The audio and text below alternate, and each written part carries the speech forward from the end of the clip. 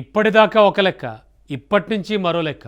అవును, ఇది జూబ్లీహిల్స్ బైపోల్లో పార్టీల స్ట్రాటజీ. అయితే జూబ్లీహిల్స్ ఉప ఎన్నికలో అనుకున్నవే ఉంటాయా, లేక అద్భుతాలు ఏమైనా జరుగుతాయా?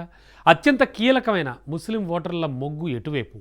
ఎంఐఎం కాంగ్రెస్కు మద్దతు ప్రకటించినా ఆ ఓట్లు సాలిడ్ అవుతాయా లేదా అనే అనుమానాలు ఎందుకు పెరుగుతున్నాయి? నియోజకవర్గంలో అసలు మైనార్టీ ఓట్ బ్యాంక్ టార్గెట్గా జరుగుతోన్న రాజకీయం ఏంటి?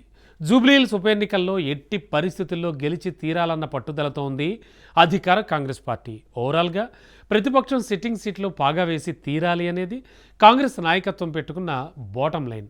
అందుకే నియోజకవర్గంలో కలిసి వచ్చే ఏ ఒక్క అంశాన్ని, అవకాశాన్ని వదలకుండా ఫోకస్ పెట్టిందట. మరోవైపు మైనార్టీ ఓట్ బ్యాంక్ మీద గులాబీ పార్టీ కూడా స్పెషల్గా నజర్ పెట్టింది. మరి ఈ నియోజకవర్గంలో ముస్లింలు డిసైడింగ్ ఫ్యాక్టర్గా ఉన్నారు. ఈ క్రమంలో ఇప్పుడు వాళ్ళు ఎటువైపు మొగ్గే అవకాశం ఉందనేది మాత్రం చాలా ఇంట్రెస్టింగ్గా మారింది.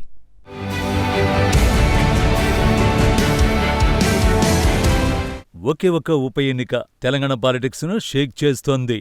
సిట్టింగ్ సీటు నిలబెట్టుకునేందుకు బీఆర్ఎస్, పట్టు కోసం అధికార కాంగ్రెస్ ఎత్తుకు పై ఎత్తులు వేస్తూ ఎవరూ తగ్గడం లేదు. అటు బీజేపీ కూడా సత్తా చాటేందుకు నేషనల్ లీడర్లతో పాటు ఏపీ నుంచి చంద్రబాబు, పవన్లను కూడా ప్రచార రంగంలోకి దించేందుకు రెడీ అవుతోంది. పోలింగ్ కు తక్కువ సమయమే ఉండడం, ప్రచార గడువు దగ్గర పడుతుండటంతో అస్త్రాలన్నీ బయటకు తీస్తున్నాయి పార్టీలు. ఈ నేపథ్యంలో తెలంగాణ రాష్ట్ర రాజకీయాలు కీలక మలుపు తిరుగుతున్నాయి. అటు సినీ కార్మికులతో ప్రత్యేక సమావేశం, ఇటు కేబినెట్లోకి అజారుద్దీన్. ఈ రెండు వ్యూహాలు కాంగ్రెస్ ను గట్టెక్కిస్తాయా? కారు సిట్టింగ్ సీట్లో కాంగ్రెస్ రింగ్ తిప్పేందుకు దోహదపడతాయనేది ఆసక్తికరంగా మారింది. అజారుద్దీన్ మంత్రివర్గంలోకి తీసుకోవడం ద్వారా రేవంత్ రెడ్డి ప్రభుత్వం ముస్లింలకు ప్రాతినిధ్యం కల్పించాలని వ్యూహాత్మక అడుగు వేసినట్టు స్పష్టమవుతోంది.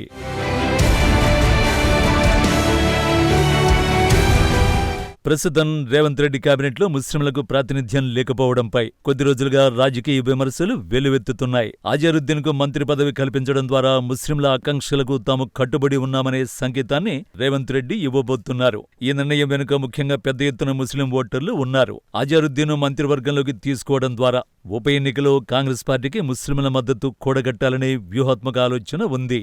గత ఎన్నికల్లో జూబ్లీహిల్స్ నుంచి పోటీ చేసి అజారుద్దీన్ ఓటమి పాలైన సంగతి తెలిసిందే.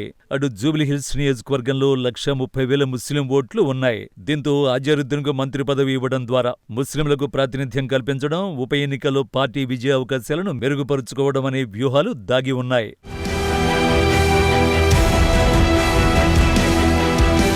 ఇక ఈ బలమైన ఓటు బ్యాంకు మీద కాంగ్రెస్ తో పాటు బీఆర్ఎస్ కూడా కన్నేసింది. ముస్లిం ఓటర్లను మజ్లిస్ పార్టీ గట్టిగానే ప్రభావితం చేస్తుంది అన్నది అందరూ చెప్పుకునే మాట. ప్రస్తుతం ఎంఐఎం కాంగ్రెస్ వైపు ఉంది. దీంతో ఆ ఓటు బ్యాంకులో చీలిక తెచ్చేందుకు ప్రయత్నిస్తోందట బీఆర్ఎస్. ఎంఐఎం వ్యతిరేక వర్గాన్ని తమ వైపునకు తిప్పుకునే ప్రయత్నంలో ఉన్నట్టు సమాచారం. అటు కాంగ్రెస్ పార్టీ ముస్లిం ఓట్లు తమకు సాలిడ్ అవుతాయని ఆశలు పెట్టుకుంది. ఈ పరిస్థితుల్లో ఆ ఓట్లు చీలతాయా లేక సాలిడ్ అవుతాయా అన్నది ఆసక్తికరంగా మారింది. ఇలా రకరకాల మార్గాల్లో మైనారిటీ ఓటు బ్యాంకును తనకు వన్ సైడ్ చేసుకునే పనిలో బిజీగా ఉంది కాంగ్రెస్ నాయకత్వం. అలాగే ముస్లిం ఓటర్లను నమ్ముకుని జూబ్లీహిల్స్ ఎన్నికల ప్రచారంలో బీఆర్ఎస్ ముందుకు నడుస్తున్నది. ప్రధానంగా ఆ వర్గం చేరికలపై ఫోకస్ పెట్టింది. అంతేకాకుండా ఇటీవల ముస్లిం లీడర్లు, క్యాడర్ పెద్ద సంఖ్యలో గులాబీ కండువ కప్పుకున్నారు. ముఖ్య నేతలకు గాలం వేసే ముస్లింల ఓట్లు తమకే వస్తాయని భావిస్తున్నది. గతంలో ముఖ్యమంత్రిగా ఉన్నప్పుడు కేసీఆర్ తీసుకొచ్చిన బస్తీ దవాఖానాలు, షాదీ ముబారక్, మైనారిటీ గురుకుల పాఠశాలలు వంటి కీలక పథకాలను గుర్తు చేస్తూ ముస్లిం ఓటర్లను అట్రాక్ట్ చేస్తోంది గులాబీ దళం.